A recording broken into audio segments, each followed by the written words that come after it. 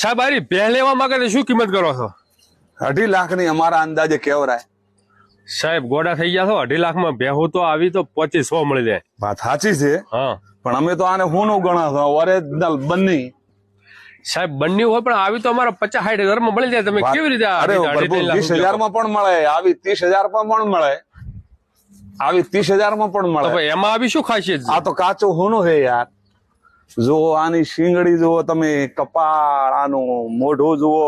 પણ હવે અમારે તો દૂધ લેવાનું છે. તમે કહો આ કપાળ જો, શીંગડે જો, એમાંથી થોડા દૂધ આપે? ઓરિજિનલ હોય જ દૂધ આલે તાર. એમ? હા, ઓરિજિનલ જ દૂધ આલે. આ કઈ નસલ કહેવાય? ઓરિજિનલ બની નસલ. બની? ઓરિજિનલ બની નસલ. ઓરિજિનલ બની એમ ને? શું વાત છે ભાઈ! આ 2.5 થી 3 લાખ રૂપિયા કિંમત કે છે.